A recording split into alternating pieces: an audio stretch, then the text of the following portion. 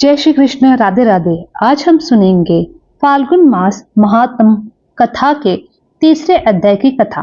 बोलिए कृष्ण भगवान की जय हो, शंकर भगवान की जय हो। सूजी महाराज कहते हैं कि त्रयोदशी तिथि में शाम का समय प्रदोष काल में कहा जाता है। प्रदोष के समय महादेव जी कैलाश पर्वत में रजत भवन में नृत्य करते हैं और सभी देवता उनके गुणों का सत्वन करते हैं। अंत धर्म, अर्थ, काम और मोक्ष की इच्छा रखने वाले पुरुष को प्रदोष में नियम पूर्वक भगवान शिव की पूजा, होम कथा और गुणगान करना चाहिए। दरिद्रता के अंधकार से अंधे भवसागर में डूबे हुए, संसार भय से डरे हुए मनुष्य के लिए यह व्रत पार कराने वाला नौका के समान है। भगवान शिव की पूजा करने से मनुष्य दरिद्रता, मृत्यु, दुख के पर्वत के समान भारी ऋण भार भी शीघ्र दूर करके संपत्तियों से पूजित होता है। विदर्भ देश में सत्यरंजन नाम के राजा थे, जो सब धर्मों में तत्पर, धीर, सुशील और सत्य प्रतिज्ञ थे। धर्म पूर्वक पृथ्वी का पालन करते हुए उनका बहुत सा समय सुख पूर्वक बीत गया। उसके बाद शाल्व देश के राजा ने विदर्भ नगर पर आक्रमण करके उसे चारों ओर से घेर लिया। अपनी पुरी को शत्रु से घिरी देखकर विदर्भ राजा ने विशाल सेना के साथ युद्ध के लिए आगे आए। पलनमत शाल विदेशीय शत्रुओं के साथ राजा का बहुत भयंकर युद्ध हुआ। शाल्व की बहुत बड़ी सेना मारी गई। अंत में विदर्भ राजा भी उनके हाथों से मारे गए। मंत्रियों सहित उस महारथी वीर राजा के मारे जाने पर मरने से बचे हुए सैनिक भाग खड़े हुए। उस समय विदर्भ राज सत्यरथ की एक पतिव्रता स्त्री अत्यंत शोकग्रस्त होकर रात के समय गरज अपने राजभवन से निकली और पश्चिम दिशा की ओर चलने लगी। उस समय वह गर्भवती थी। सवेरा होने पर धीरे धीरे मार्ग से जाती हुई उन साध्वी रानी ने बहुत दूर का रास्ता पार कर लिया। उसके बाद एक स्वच्छता तालाब देखा। उसके किनारे शोभा पाने वाले एक छायादान वृक्ष के नीचे बैठ गई। भाग्यवश उसी निर्जन स्थान के वृक्ष के नीचे प्रतिव्रता नारी ने उत्तम गुणों से युक्त शुभ मुहूर्त में एक पुत्र को जन्म दिया।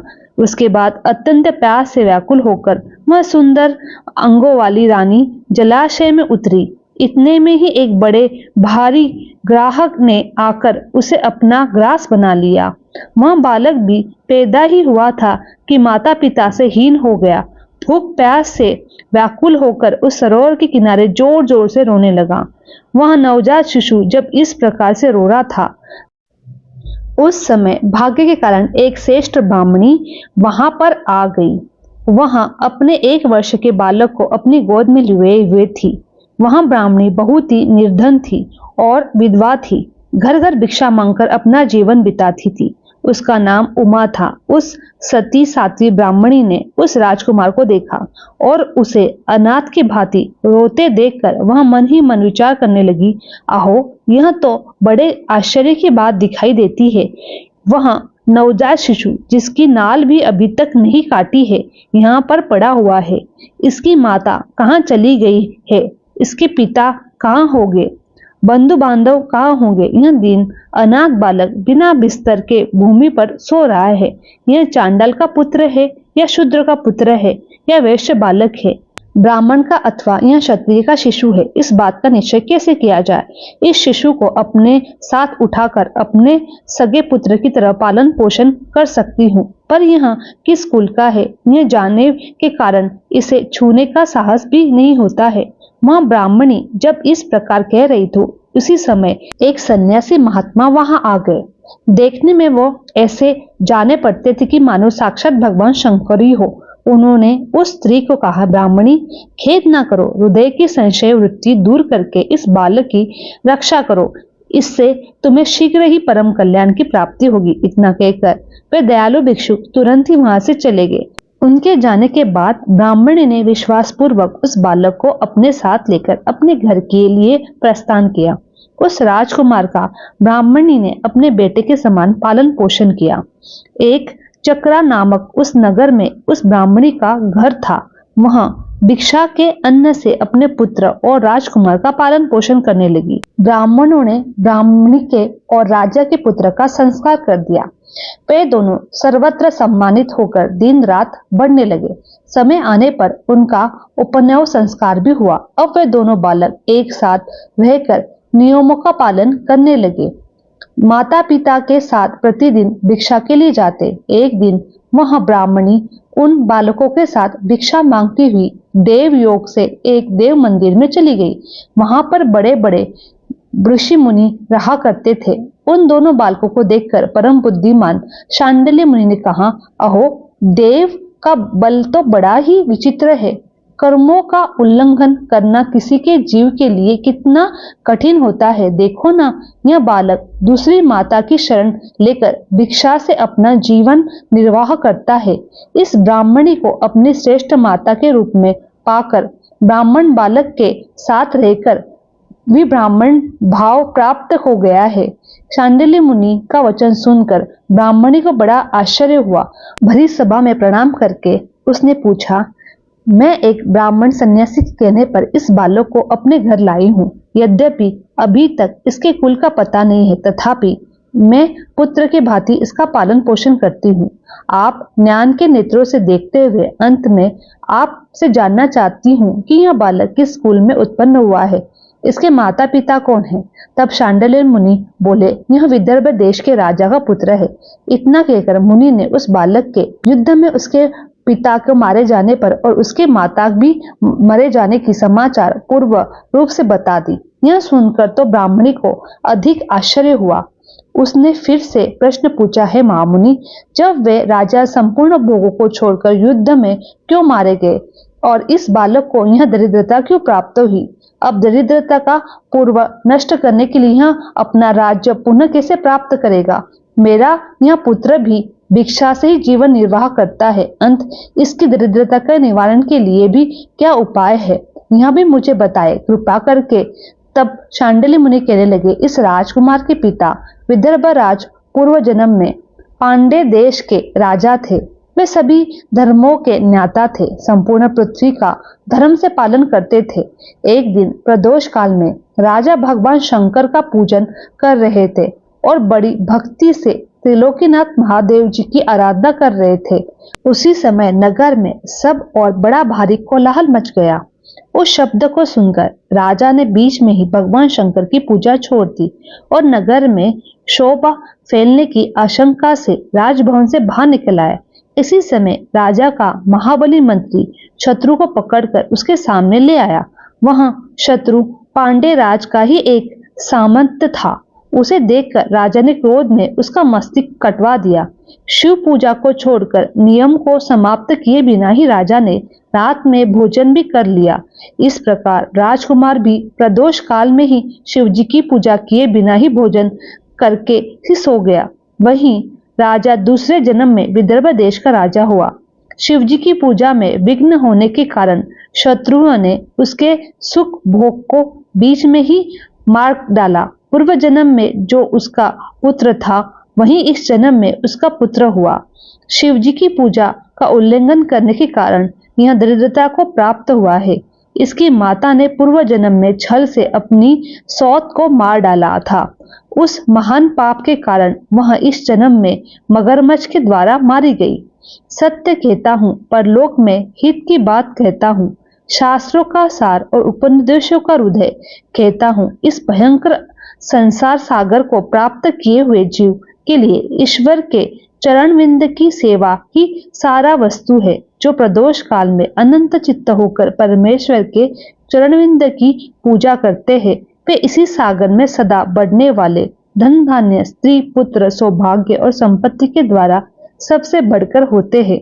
हे ब्राह्मणी, यह तुम्हारा पुत्र पूर्व जन्म में उत्तम ब्राह्मण था। इसके सारी आयु केवल दान देने में बिताई, यज्ञ आदि सत्कर्म भी नहीं किए, इसलिए यह दरिद्रता को प्राप्त हुआ है।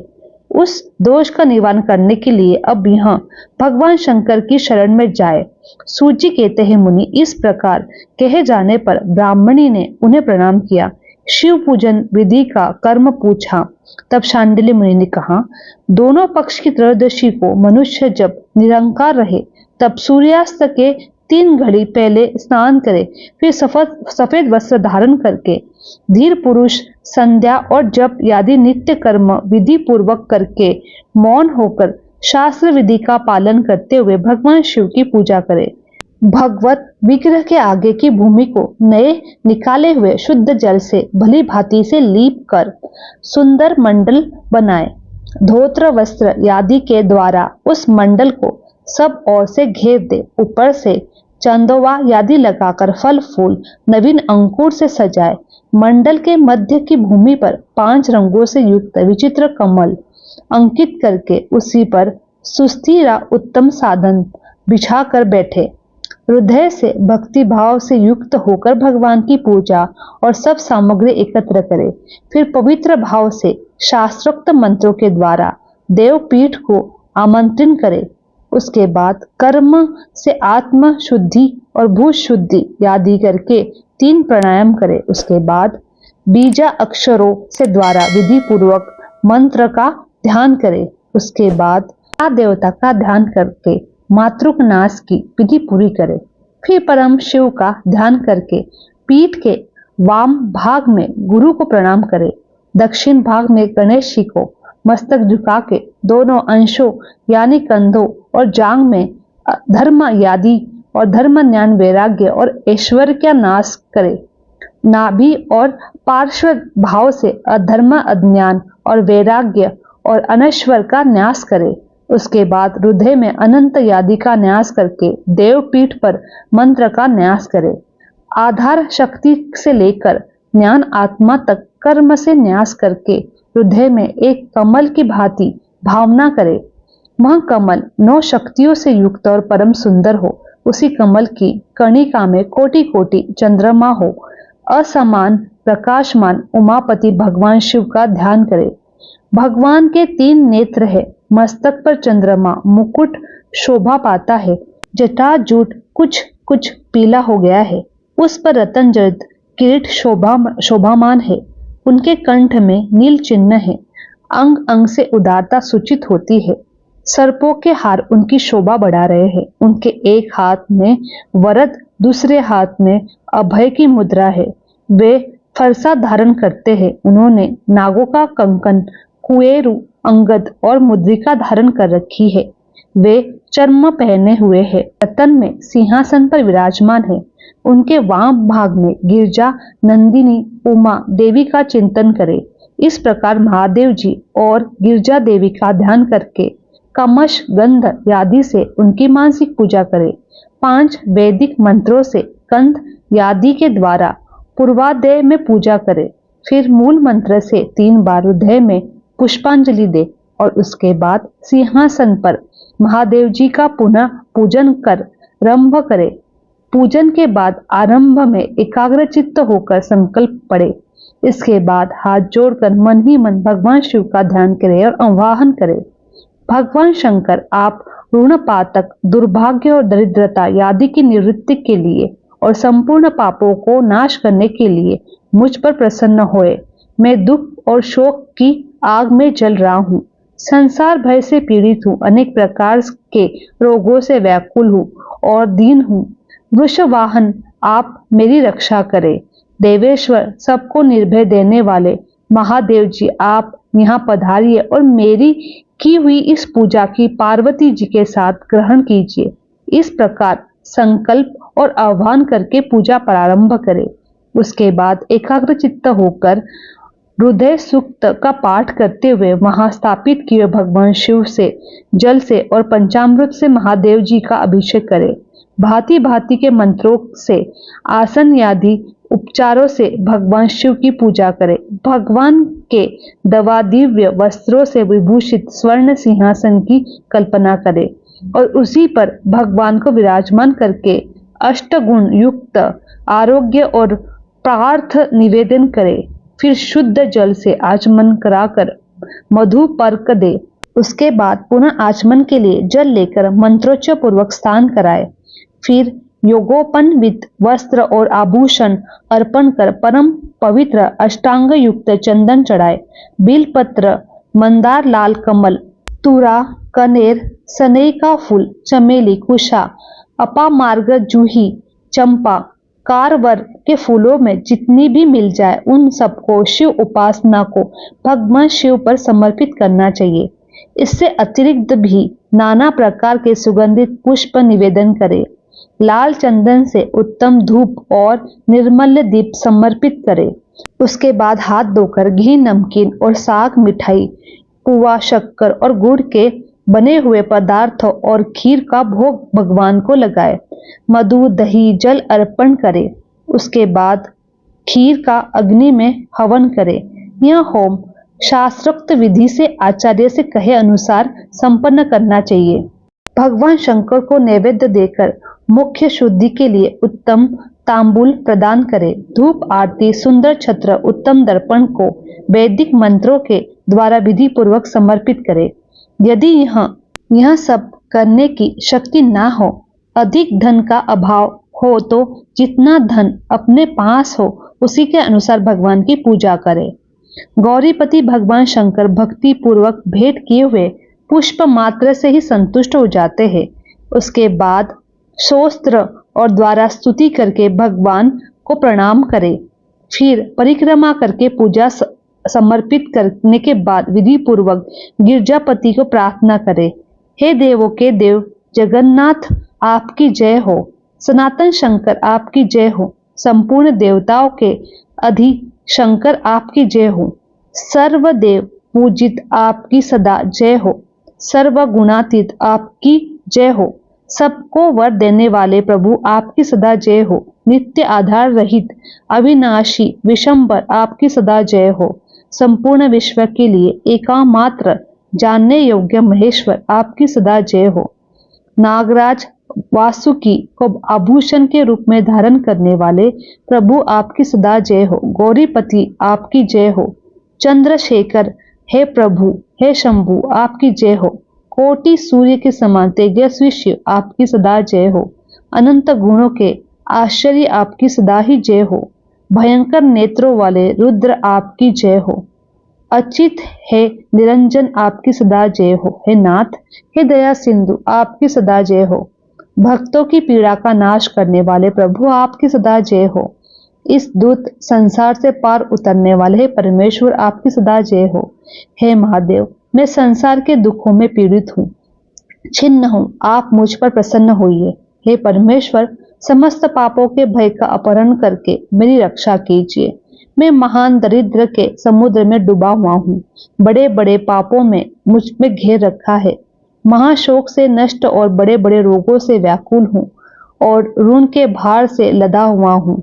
हे पाप कर्मों की आग में जल रहा हूँ, ग्रहों से पीड़ित हो रहा हूँ। हे शंकर, आप मुझ पर प्रसन्न होइए। निर्धन मनुष्य इस प्रकार पूजा के अंत में भगवान गिरजापति की प्रार्थना करे। धनादि अथवा राजा को भी इसी प्रकार भगवान शंकर से प्रार्थना करनी चाहिए। हे शंकर जी, आपके प्रसाद से मेरे सदा आनंद रहे। मेरे राज्य में लुटेरे ना हो, सब लोग निरपराध होकर रहे। पृथ्वी पर अकाल, महामारी आदि के सभी संताप शांत हो जाए। सबको खेती, धन धान्य में समृद्धि और संपूर्ण दिशाओं में सुख साम्राज्य छा जाए। इस प्रकार प्रदोष व्रत के दिन गिरजापति भगवान शंकर की आराधना करे, ब्राह्मणों को भोजन कराए, दक्षिणा देकर संतुष्ट करे। इस प्रकार मैंने सब पापों को नाश करने वाला, सब प्रकार की दरिद्रता का निवारण करने वाला, मनवांछित वस्तु का दान करने वाली शिव पूजा का वर्णन किया है। यह शिव पूजा शिव जी के द्रव्य का हरण करने के पाप को छोड़कर शेष सभी महापाप को और उपपाप के महान समुदाय का नाश करने वाली है। यदि यह दोनों बालक इस प्रकार भगवान शंकर का पूजन करे, प्रदोष के दिन व्रत करे, तो वर्ष भर के भीतर ही उन्हें उत्तम सिद्धि की प्राप्ति होगी। शाली मुनि का यह वचन सुनकर उस ब्राह्मणी ने दोनों बालकों के साथ मुनि के चरणों में प्रणाम किया। इस प्रकार कहा, हे भगवान, आज आपके दर्शन से मैं कृतार्थ हो गई। यह दोनों बालक आज से आपकी शरण में है। ब्राह्मण, यह मेरा पुत्र, इसका नाम सुच व्रत है, और यह राजकुमार है जिसका नाम मैंने धर्मगुप्त रखा है। यह दोनों बालक और मैं सभी हम आपके चरणों के दास है। इस घोर दारिद्र्य के साथ में घिरे हुए आप हम सब का उद्धार करें। इस प्रकार शरण में आए हुए ब्राह्मणी को अमृत के समान उत्तम वचनों के द्वारा आश्वासन देकर मुनि ने उन दोनों बालकों को भगवान शंकर की आराधना का मंत्र विद्या का उपदेश दिया।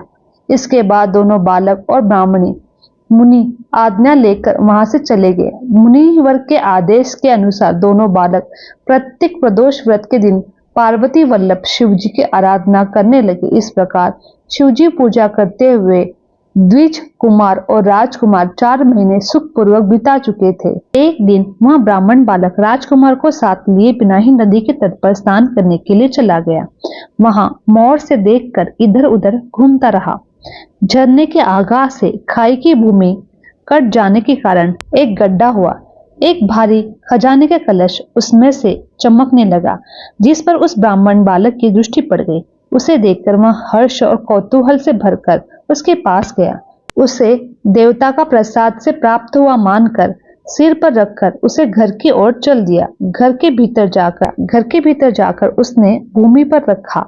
माता से कहा कि यह भगवान शंकर का प्रसाद है। देखो, उन्होंने दया करके घड़े के रूप में यह खजाना दिलाया है। उस ब्राह्मणी ने राजकुमार को बुलाकर कहा, हे पुत्र, इस खजाने के घड़े को तुम दोनों आपस में बराबर बांट लो। माता की बात सुनकर ब्राह्मण के पुत्र को तो प्रसन्नता हुई। राजपुत्र ने कहा, माँ, यह तुम्हारा ही पुत्र के पुण्य से प्राप्त हुआ है। अंत में इस खजाने को बांट कर नहीं लेना चाहता। अपने पुण्य से प्राप्त हुए खजाने का ये स्वयं उपभोग करे। भगवान शंकर मुझ पर भी कृपा करेंगे। इस प्रकार भगवान शंकर की पूजा करते हुए उन दोनों कुमारों को उसी घर में पूरा 1 वर्ष बीत गया हो। एक दिन वह राजकुमार ब्राह्मण कुमार के साथ वसंत ऋतु में वन में भ्रमण करने के लिए गया। कुछ दूर जाने पर उन्होंने सैकड़ों गंधर्व कन्याओं को परस्पर क्रीड़ा करते हुए देखा। उन्हें देखकर ब्राह्मण कुमार दूर से ही राजकुमार से कहने लगा कि यहाँ आगे जाना सही नहीं है, क्योंकि उधर स्त्रियां विहार कर रही है। स्वच्छ अंतःकरण वाले विद्वान पुरुष स्त्रियों के गामी नहीं होते, उन्हें त्याग देते हैं। यह रमणीय छल करने वाली और वाणी के द्वारा अनुनय विनय करने वाली होती है। यह पुरुषों को अपनी दृष्टि मात्र से ही मोहित कर देती है। इसलिए धर्म भी तत्पर ब्रह्मचारी कभी स्त्रियों के समीप उनके साथ नहीं जाते। ऐसा कहकर ब्राह्मण कुमार लौट गया। दूर जाकर खड़ा हो गया। राजकुमार अकेला ही निर्भय होकर स्त्रियों के उस क्रीड़ा स्थली की ओर चल दिया। उन गंधर्व कन्याओं में से एक राजकुमार को आते देखकर मन ही मन कुछ विचार किया और अपनी सहेली से कहने लगी, यहाँ से थोड़ी दूर ही एक उत्तम वन है। वहां विचित्र चंपा, अशोक, वक्कल आदि के वृक्ष खिले हुए हैं। वहां जाकर तुम सब लोग फूल तोड़कर लाओ। तब तक मैं यहीं पर बैठी हूँ। तुम फूलों को संग्रह करके पुनः यहीं पर आ जाना। इस प्रकार आदेश देने पर सखिया वन के भीतर चली गई। वहां गंधर्व कन्या राजकुमार पर दृष्टि लगाए वहीं खड़ी रही। उसे देखकर राजकुमार कामदेव के बाणों से पीड़ित हो गया। गंधर्व कन्या ने अपने पास आए हुए राजकुमार को बैठने के लिए कहा, कोमल पल्लवों का आसन दिया और पूछा कि तुम कौन हो, किस देश से आए हो, किसके पुत्र हो। इस प्रकार पूछते ही राजकुमार ने अपना पूरा परिचय बताया। मैं विदर्भ राजकुमार का पुत्र हूँ। मेरे माता पिता बचपन में ही मर गए थे और शत्रुओं ने मेरे राज्य पर अधिकार कर लिया और मैं दूसरे के राज्य में गुजारा करता हूँ। यह सारी बात बताकर राजकुमार ने गंधर्व कन्या से पूछा, हे सुंदरी, तुम कौन हो, यहाँ तुम्हारा क्या कार्य है और तुम किसकी पुत्री हो। तब उस कन्या ने कहा, हे राजकुमार, मैं द्रविण नाम के एक गंधर्व हूँ, जो समस्त गंधर्व कुल के अगुआ माने जाते हैं। मैं उन्हीं की पुत्री हूँ। मेरा नाम अंशुमति है। सब सखियों को छोड़कर मैं यहाँ पर अकेली हूँ।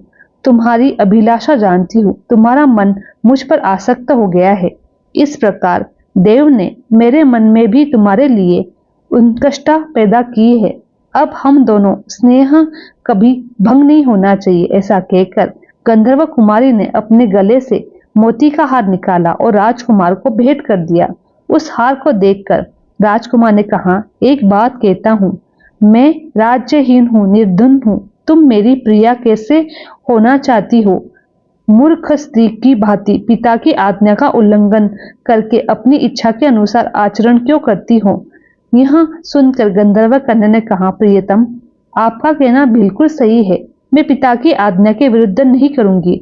आप इस समय अपने घर को जाइए। परसों प्राप्त कल पुनर् यहीं दर्शन देना।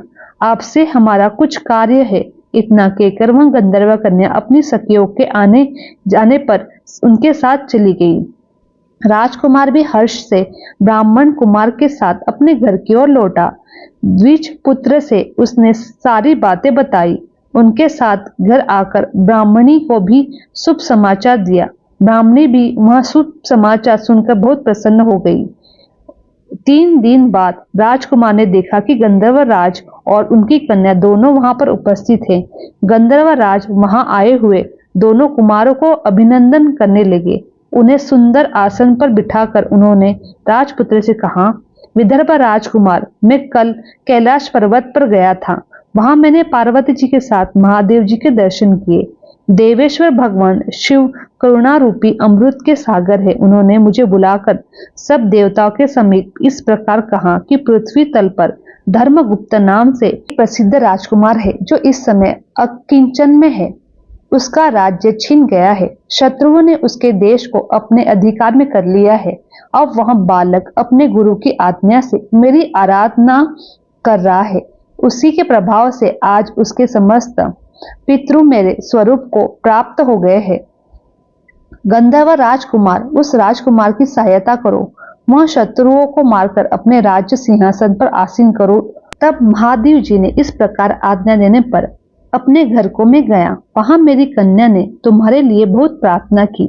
यह सब परम दयालु भगवान शिव की प्रेरणा से ही हो रहा है। ऐसा समझकर मैं इस कन्या के अपने साथ लेकर आया हूँ। अपनी पुत्री अंशुमति को तुम्हें पत्नी रूप में देता हूँ। भगवान शिव की आज्ञा से शत्रुओं को मारकर तुम्हारे राज्य पर बिठाऊंगा। अपने उस नगर में तुम अपनी धर्मपत्नी के साथ 1000 वर्ष तक मनोवांछित सुख भोग कर भगवान शिवलोक को प्राप्त हो जाओगे। वहां पे भी वह ये कन्या तुम्हारे सेवा में प्रस्तुत रहेगी। इस प्रकार कहकर गंधर्व राज ने उसी वन में राजकुमार के साथ अपनी पुत्री का विवाह कर दिया। दहेज में उत्तम उज्जवल रतन भार भेंट दिए। चंद्रमा के समान चमकीली चूड़ामन और दमकते हुए मोतियों के हार दिए। दिव्य आभूषण, वस्त्र, स्वर्ण के बने हुए बहुत से सामान, 10,000 हाथी, 1,00,000 घोड़े, हजारों सोने के बड़े बड़े रथ दिए। अंत में एक दिव्य रथ और इंद्र के धनुष्य के समान विशाल धनुष्य दिया। अपनी पुत्री की सेवा के लिए गंधर्व राज ने प्रसन्नचित्त होकर 5,000 दासियां दी। इतना ही नहीं, राजकुमार की सहायता के लिए उन्होंने उग्र गंधर्व की चतुरंगी सेना भी दी। इस प्रकार परम उत्तम संपत्ति को पाकर राजकुमार अपनी मनोवांछित पत्नी के साथ बहुत प्रसन्न हुए। पुत्री का विवाह कराकर गंधर्वराज स्वर्गलोक में चले गए।